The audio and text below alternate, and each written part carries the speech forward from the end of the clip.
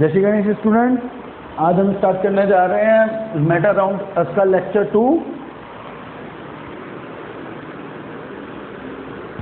Lecture को start करने पहले मैं आपको बता दूं, लास्ट क्लास में हमने पढ़ा था प्योर सब्सटेंसेस के बारे में। अब आज हम पढ़ेंगे टाइप्स ऑफ प्योर सब्सटेंसेस। यानी मैंने आपको जो चार्ट बनवाया था उसमें आपको बताया था कि प्योर सब्सटेंसेस के दो टाइप होते हैं, एक एलिमेंट और एक कंपाउंड। एलिमेंट्स और compounds are called pure substances. तो आज हम उनके बारे में ही पढ़ने जा रहे हैं। आज का लेक्चर शुरू करने से पहले मैं आपको बता दूं कि जिन लोगों ने अभी तक सब्सक्राइब नहीं करा चैनल, वो सब्सक्राइब कर दें और लाइक शेयर ज़रूर करें, और साथ ही साथ अदर स्टूडेंट्स को भी इसके बारे में बताएं। और आपके लिए गुड न्यूज़ ये है कि अब हम टेलीग्राम पे भी अपना स्टार्ट करने जा रहे हैं। उसमें मैं आपको, जब आप केमिस्ट्री स्पेशलिस्ट डालेंगे तो आपको वो टेलीग्राम पे मिल जाएगा, वहाँ भी सब्सक्राइब करें। और टेलीग्राम में मैं आपको नोट्स वगैरह प्रोवाइड करूँगा, ठीक है। चलिए, सो इस मैटर राउंड प्योर, इसका आज हम पढ़ने जा रहे हैं टाइप्स ऑफ प्योर सब्सटेंस। यानी प्योर सब्सटेंस कौन कौन से होते हैं। इनमें सबसे पहले आते हैं आपके elements,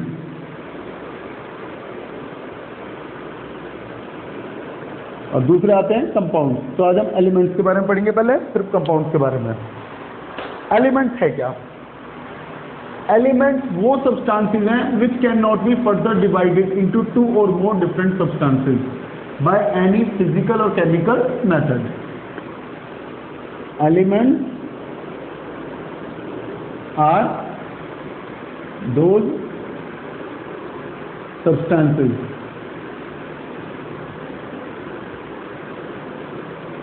which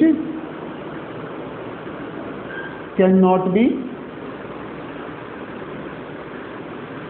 further divided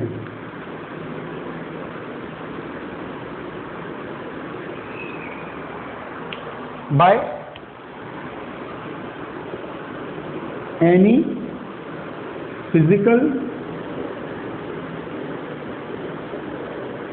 or chemical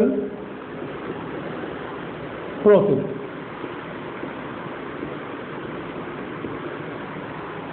यानी जिन्हें हम फर्दर डिवाइड नहीं कर सकते सिंपलर सब्सटेंसेस में, बाय एनी फिजिकल और chemical process, that are called elements. तो एलिमेंट्स आर दो substances which can not be further divided into two और मोर सिंपलर सब्सटेंसेस। आप ये लिख सकते हैं, इनटू टू और मोर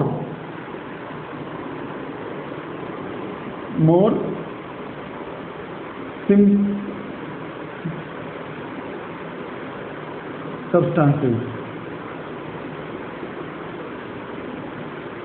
by any physical or chemical process.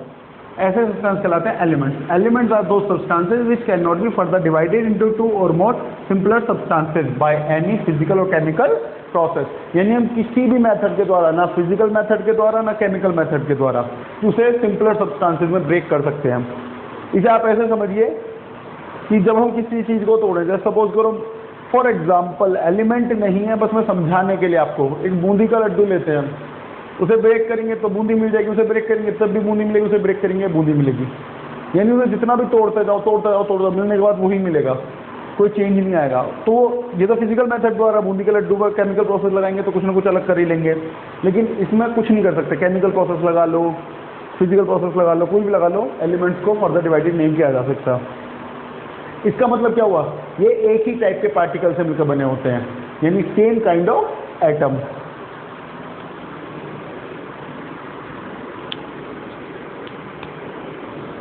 तो फर्स्ट पॉइंट याद रखना। Second point, they are made up of same kind of atom, same kind of atom, same kind of atom से मिलकर बने होते हैं। इसके एग्जांपल बहुत सारे हैं, आयरन, हाइड्रोजन, ऑक्सीजन, ईटीसी मतलब एक्सेट्रा एक्सेट्रा, बहुत सारे। ठीक है बेटा। तो ये हुआ हमारे एलिमेंट क्या हुए बताओ। हाँ बिल्कुल ठीक बोले। Those cannot be further divided into two or more simpler substances by any physical or chemical process. Means they are made up of same kind of atoms. Example hydrogen, oxygen, nitrogen, iron, आपका aluminium और बहुत सारे हैं। ठीक है ना। अब elements को तीन तरीके के होते हैं, मैंने फर्दर डिवाइडेड कर रखा है चार्ट में, आपको पहले दिन चार्ट बनाया था ना, उस चार्ट में फर्दर डिवाइडेड बता रखा है आपको, लास्ट क्लास में बताया था कि एलिमेंट्स को किस किस में डिवाइड कर सकते हैं। कौन बताएगा? हाँ जल्दी बताओ। Yes, metal, non metals and metalloids. Metal, non metals and metalloids. Very good. तो थोड़ा सा इनके बारे में भी ले लें, हालांकि डिटेल में आएगा metals, non metals and metalloids आपका 10th क्लास में। 10th क्लास का 3rd चैप्टर है आपका metals, non metals and metalloids, तो उसमें डिटेल में आएगा। यहाँ पर हम थोड़ा सा इंट्रोडक्शन लेंगे। तो सबसे पहले मेटल की बात करते हैं।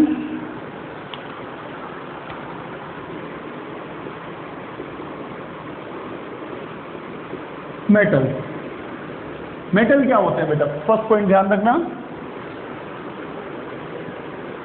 मेटल हम कह सकते हैं they can conduct electricity, good conductor of heat and electricity.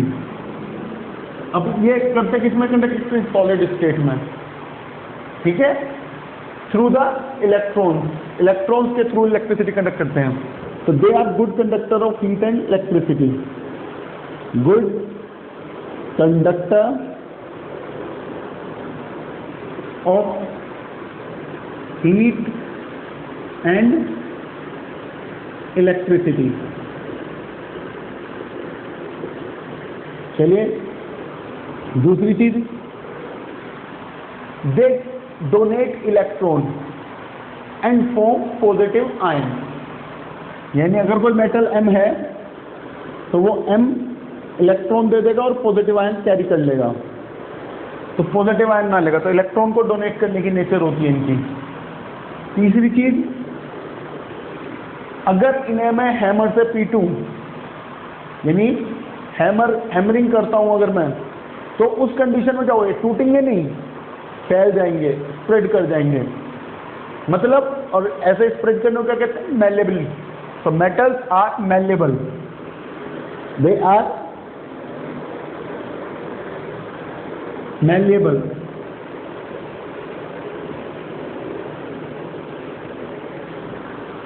Malleable मतलब स्प्रेड होना।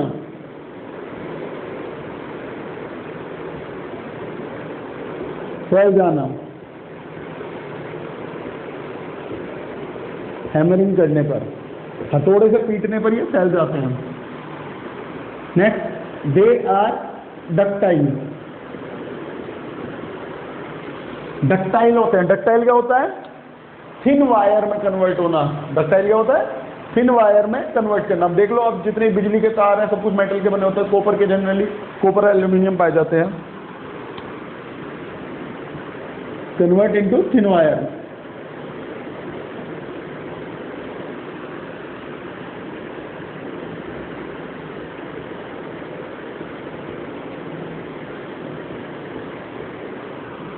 Next, they are lustrous.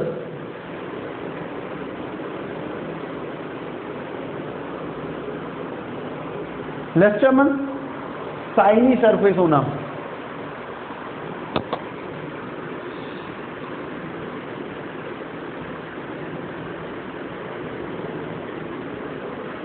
They are lustrous मतलब they have shiny surface. They are hard, ये हार्ड होते हैं, सख्त होते हैं। अब देख लो आयरन को, तोड़ लो कैसा? नहीं तक करता है, नहीं तोड़ सकते, मतलब हार्ड है। They have 6 melting point and boiling point. इनका फिक्स मेल्टिंग पॉइंट और बॉइलिंग पॉइंट होता है। तो ये कुछ कैरेक्टरिस्टिक्स हैं बेटा मेटल की, जिससे हमें पता चलता है कोई सब्सटेंस पहचानना है कि मेटल है या नहीं है। तो उसके लिए हम क्या करेंगे? इन सब कैरेक्टरिस्टिक्स को फॉलो करेंगे। क्या क्या? Good conductor of heat electricity, दूसरा पॉजिटिव आयन बनाते हैं, इलेक्ट्रॉन डोनेट करके। तीसरा मेलेबल होते हैं, डक्टाइल होते हैं, लस्टरस होते हैं, शाइनी सरफेस रखते हैं, मतलब हार्ड होते हैं, और fix melting point boiling point होता है। ठीक है बेटा।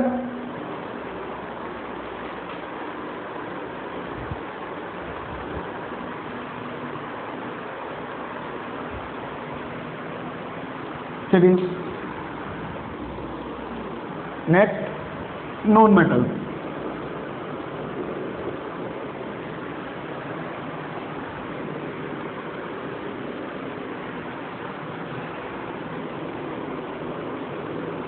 बैड कंडक्टर होते हैं, मतलब हीट और इलेक्ट्रिसिटी को कंडक्ट करना पसंद नहीं करते, bad conductor.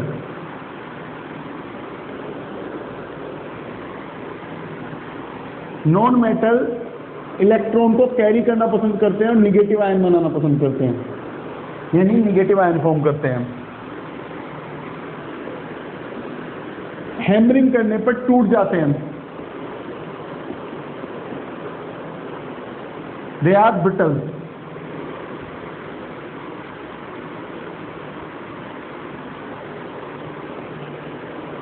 They do not have shiny surface.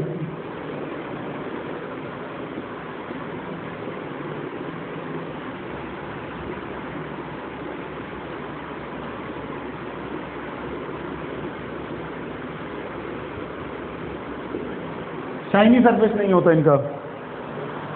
ठीक है, तो ना तो ये इलेक्ट्रिसिटी को कंडक्ट करते हैं, ना हीट को कंडक्ट करते हैं, इलेक्ट्रॉन को कैरी करके नेगेटिव चार्ज बनाते हैं, ब्रिटल होते हैं, टूट जाते हैं, शाइनी सरफेस भी नहीं होता, डक्टाइल भी नहीं होते, इनके वायर भी नहीं बनाए जा सकते, मेलेबल भी नहीं होते, इन्हें पीट के हैमर करने पर फैलते नहीं है, टूट जाते हैं।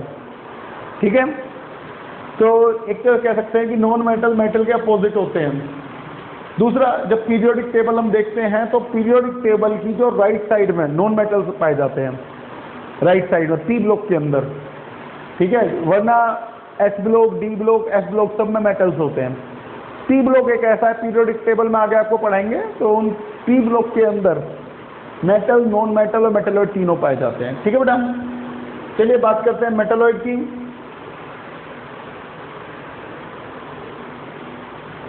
Third part metalloid.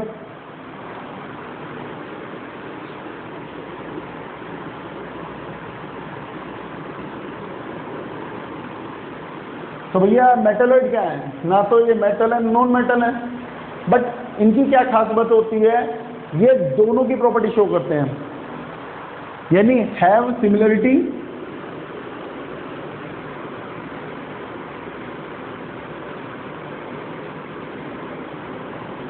With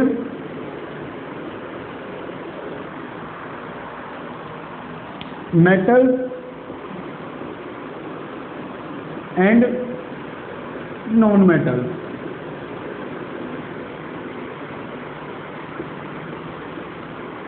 metals और नॉन मेटल्स दोनों के साथ ये सिमिलरिटी शो करते हैं। ठीक है, ये कंडक्टर होते हैं इलेक्ट्रिसिटी के, बट इतनी ज़्यादा कंडक्टिविटी नहीं करते शो। मतलब जैसे मेटल है, मेटल बहुत अच्छा कंडक्टर होता है। नॉन मेटल की बात करें, वो इंसुलेटर है, बैड कंडक्टर है। लेकिन ये कंडक्टर तो हैं, बट मेटल कंपेयर में कम। मतलब ये इलेक्ट्रिसिटी कंडक्ट करेंगे, लेकिन कब करेंगे? जब इनके अंदर किसी ना किसी चीज़ की इम्प्योरिटीज होगी, डोपिंग होगी। ठीक है, तब ये इलेक्ट्रिसिटी कंडक्ट करते हैं, यानी डोपिंग की जरूरत होती है, इनमें कोई ना कोई इम्प्योरिटी डालनी होती है हमें, उस इम्प्योरिटी की वजह से ही इलेक्ट्रिसिटी कंडक्ट करते हैं। पीरियोडिक टेबल में ये भी पी ब्लॉक के अंदर प्रेजेंट है, मेटल्स के साथ ही और नॉन मेटल्स के साथ दोनों। मतलब कि मैंने आपको बताया था पी ब्लॉक में तीनों रहते हैं, मेटल्स, नॉन मेटल्स, तो उनके साथ में ये सबसे ज़्यादा नॉन मेटल्स होते हैं लेकिन पी ब्लॉक में। चलिए बेटा, ये थे आपके एलिमेंट्स। Now compound.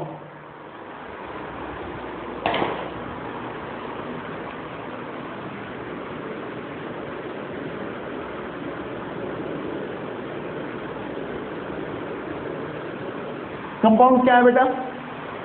जब टू और more elements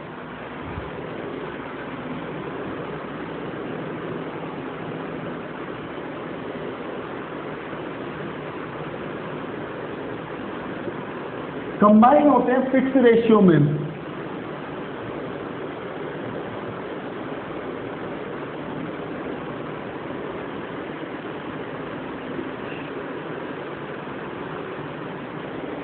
they form compound.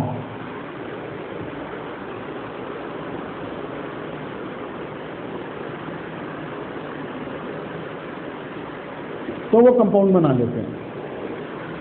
When two or more elements combine in a fixed ratio, they form compound। समझ में आया?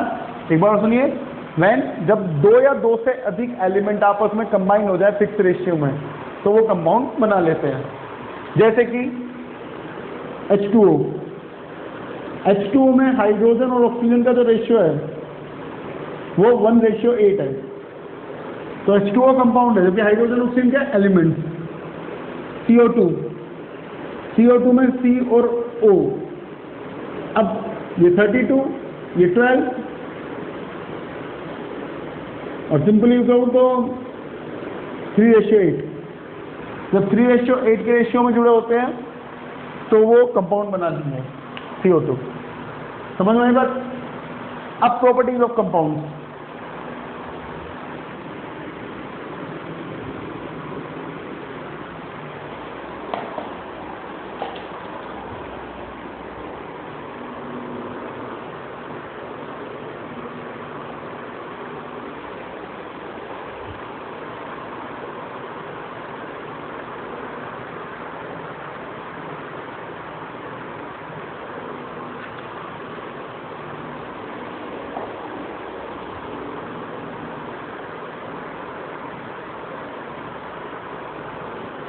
Now properties।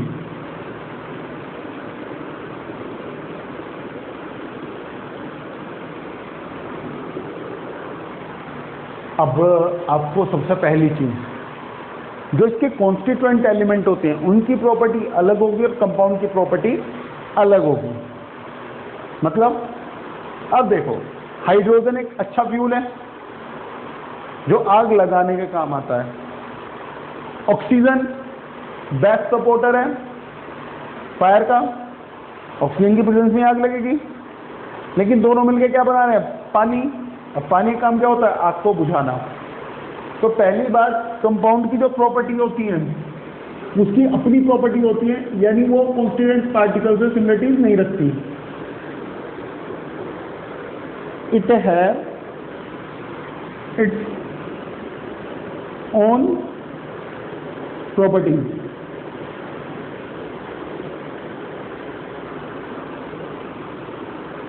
Do not show all properties of constituent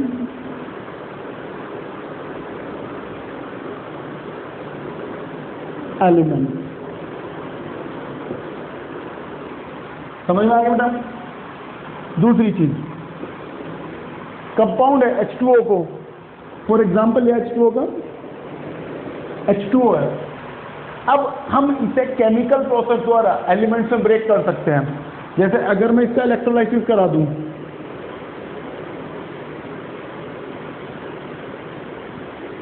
तो H2 अलग हो जाएगा plus O2 अलग हो जाएगी। तो जैसे एलिमेंट्स को हम फर्दर डिवाइड नहीं कर सकते थे सिंपलर सब्सटेंसेस में, but compound can be further divided into two or more simpler substances by chemical process but not physical। अब ऐसा नहीं है वाटर के मॉलिक्यूल को हम तोड़ के H2O में कन्वर्ट कर लेंगे, वो पॉसिबल नहीं है। फिजिकल मेथड द्वारा नहीं, केमिकल मेथड द्वारा। थर्ड प्रॉपर्टी, इसमें जो एलिमेंट्स होंगे उनका रेशियो हमेशा फिक्स होगा। रेशियो ऑफ कॉन्स्टिट्यूएंट एलिमेंट्स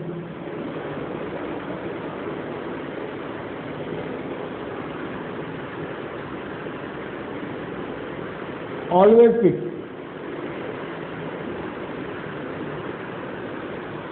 ठीक है बेटा? एलिमेंट्स का, कॉन्स्टेंट एलिमेंट्स का रेशियो हमेशा फिक्स होता है। ठीक है?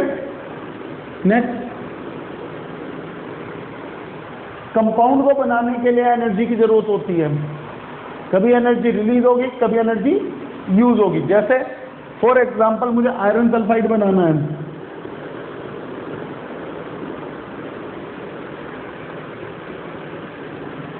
तो इसे बनाने के लिए मुझे एनर्जी को देना होगा, यानी ये कैसा प्रोसेस होगा, एंडोथर्मिक। तो कंपाउंड बनाने में एनर्जी का इन्वॉल्वमेंट होता है। ठीक है बेटा।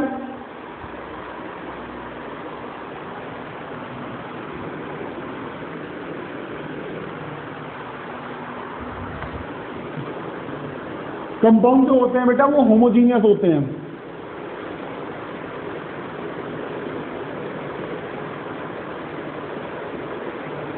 होमोजीनियस में उनमें जो पार्टिकल होते हैं वो यूनिफॉर्मली होते हैं, यूनिफॉर्म होते हैं, मतलब वो एक से दिखाई देते हैं। उनकी जो केमिकल प्रॉपर्टी होती है वो भी एक सी दिखाई देती है। उन्हें अगर कहीं से भी देख लो, पानी है, पानी का कोई सा मॉलिक्यूल उठा लो, उसकी सेम केमिकल प्रॉपर्टीज होंगी, सेम फिजिकल प्रॉपर्टीज होंगी। मतलब साफ है कि जो कंपाउंड जो होते हैं वो होमोजीनियस होते हैं, और जब उनकी प्रॉपर्टी अपनी होती है तो उनका fix melting point, boiling point होता है। Fix melting point and boiling. ठीक है बेटा। तो ये थे आपके कंपाउंड। ठीक है बेटा, कंपाउंड समझ में आए। चलिए, तो आज हमने क्या पढ़ा, एलिमेंट्स के बारे में पढ़ा, कंपाउंड्स के बारे में पढ़ा। अब हमें प्योर सब्सटेंसेस का जो पार्ट था वो लगभग फिनिश हो चुका है। नाउ हम पढ़ेंगे इम्प्योर सब्सटेंसेस, मिक्सचर। ठीक है, तो मिक्सचर के बारे में पढ़ेंगे हम नेक्स्ट क्लास में, और फिर उसका पढ़ेंगे सेपरेशन ऑफ मिक्सचर। ठीक है, और साथ ही साथ हम उसकी प्रॉपर्टीज वगैरह पढ़ेंगे, कुछ कंसंट्रेशन टर्म्स वगैरह। ठीक है बेटा, तो आज के लिए इतना ही। चलिए, जय श्री गणेश, और चैनल को लाइक, सब्सक्राइब और शेयर करना ना भूलें। ठीक है बेटा। और आपको इस चैप्टर के नोट्स, एक ऐप होता है, आपको पता भी होगा, मैंने आपको बताया था अभी, तो वहाँ पर मेरा चैनल है, चैनल पर जाएंगे तो मैं आपको शेयर कर दूंगा लिंक। ठीक है ना, तो वहाँ पर आपको इसके नोट्स मिल जाएंगे। ठीक है बेटा, ओके, जय श्री गणेश, बाय।